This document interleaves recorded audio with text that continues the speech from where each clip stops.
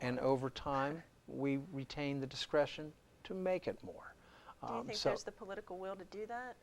I want to make sure that we pass all our legal challenges first. Okay. And then we can look at what our economic needs, and we can also look at what the market for carbon is. As you and I have discussed before, Carrie Lieberman has introduced bills in the United States Senate that set, I believe, a floor of $12 and a ceiling of $25.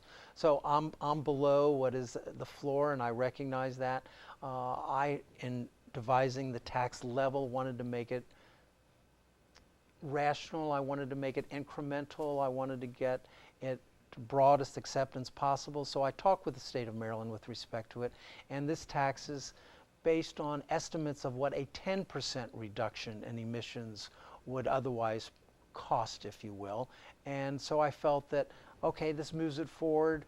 Did I think we should immediately go for a 50% reduction? No.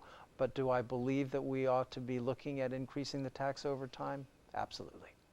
Okay. I believe we should go for, I believe that, a lot of prominent scientists have said that human civilization may be at stake with this issue. And so I believe that we should move as aggressively, as ambitiously, as quickly as possible. You won't get any argument from me. All right. Well, back to the lawsuit for a minute. Do you think that Merent is going to prevail? I know if you get 50 judges in a room, you get 50 different opinions, and you're a lawyer. And I'm a lawyer, and I'm an energy lawyer. Although I obviously checked this with our lawyers before introducing it, and our county lawyers reviewed it carefully, and they concluded that we should prevail. Now, does that mean we will prevail? No, but I do believe that we have the stronger arguments with respect to our authority to impose an excise tax on major polluters. This is going to be before the district court. I believe it would probably go to the Court of Appeals, and it's a case that could go all the way to the United States Supreme Court. Wow. Well, and that was part of your goal here, right? To set a precedent, to begin to build the will at the local level for similar national legislation, or regional or federal legislation. What my motivation was fiscal. All right, I wanted to get the money, and I felt that this was a place where our fiscal imperatives and our environmental imperatives came together.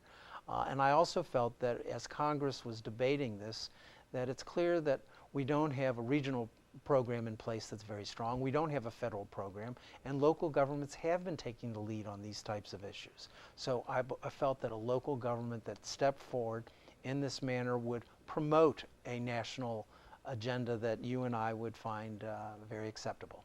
Now, I know we're the first county in the nation to pass a carbon tax, but there have been a few cities. Do you know of any other local efforts that are underway nationwide? My understanding is that Boulder, for example, did an initiative, and that some jurisdictions in California, not counties, have taken some action in this area as well. But the National Association of Counties just wrote me today and said that they're going to do a piece on it, and so it is something that will be prominently shared with all counties throughout the country, and it'll be interesting to see if other counties step forward and say that they want to do this as well.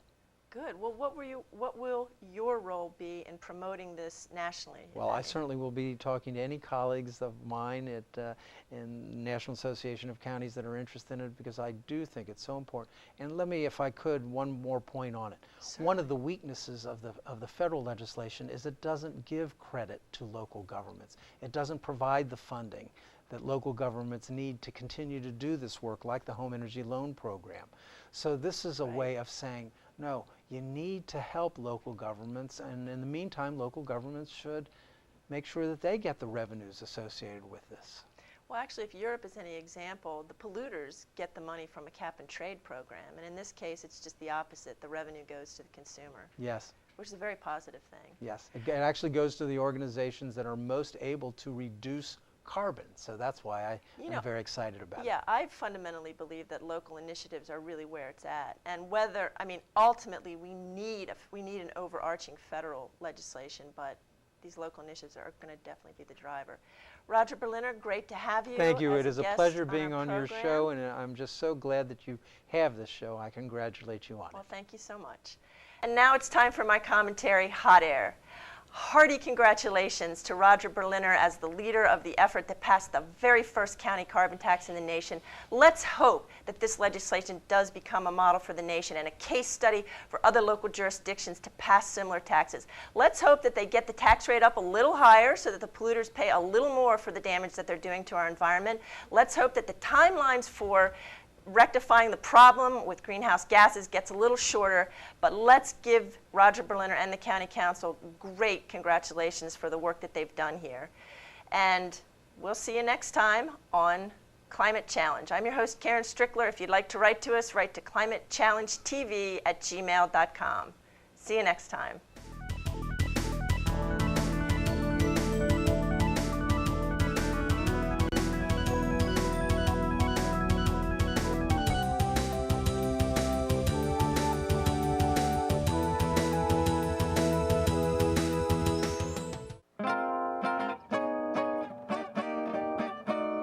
There's a place not so far away, a place where you don't have to keep the volume down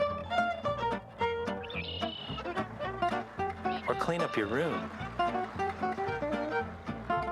a place where you don't have to make time for free time.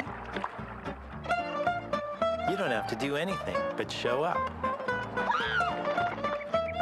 You'll find all sorts of creatures in this place without have to. The silly you, the proud you. You may even meet the curious you. Tickling me. You! There are lots of yous to catch up with. Ask your parents to take you to this not so far away place. Come to the forest, where the other you lives. But first, stop by discovertheforest.org. A bright future starts with a healthy lifestyle. Good nutrition and physical activity are fuel for your child's mind and body. Attaboy, Pinot. And the food pyramid will help you find the right balance. Just remember, every color, every day. Nothing can stop me now. Eat right. Here's an apple. Be active. Come on, I'll race you home. Make it balanced. This calls for a celebration. A healthy lifestyle can lead to great things for your child. Visit mypyramid.gov to learn more.